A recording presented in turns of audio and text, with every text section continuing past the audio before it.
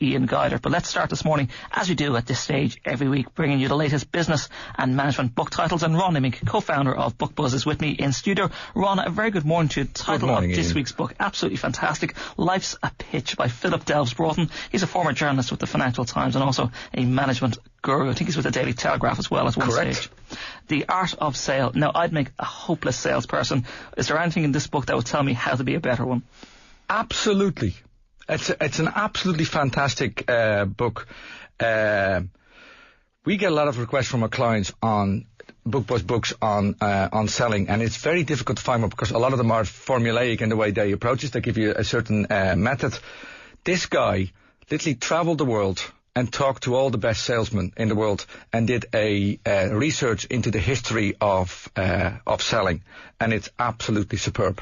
Is this like an ABC manual of how to sell to people, or is this, looking at companies, looking at strategies? No, it's nearly the philosophy of sales. And as I was having a shower this morning, I went, what's now the essence of this book?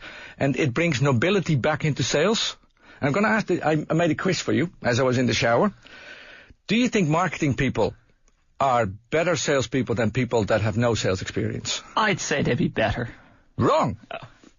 Would you hire an optimist or a pessimist if you want to get a good salesperson? Oh, you'd have to hire an optimist. An optimist sells 40% more than a pessimist. Do you like getting no's in your life? No.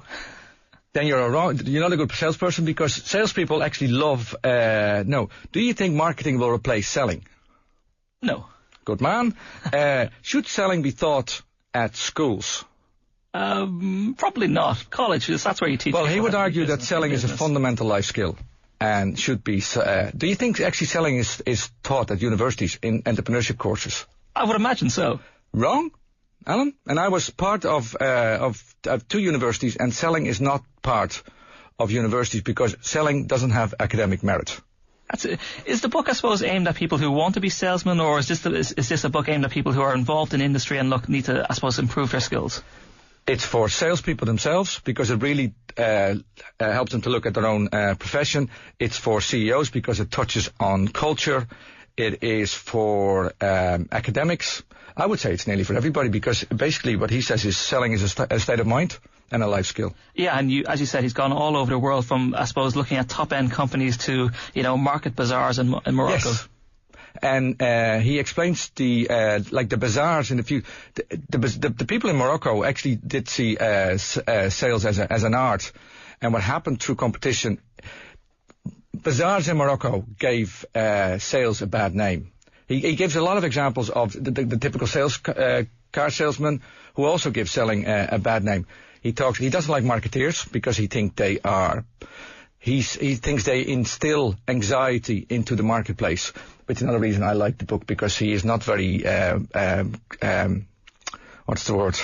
He doesn't like marketeers. Yeah, better than your average book about sales, who are normally written by kind of snake-oiled salesmen. This is a holistic book about selling. Okay, Ron Immink, co-founder of Bookbuzz, thank you very much for coming in this morning. That book, Life's a Pitch, The Art of Sale by Philip Delves Broughton. He's a former Daily Telegraph journalist who I think left to take up an MBA and is now recognised as one of the world's leading authorities on management. Up next.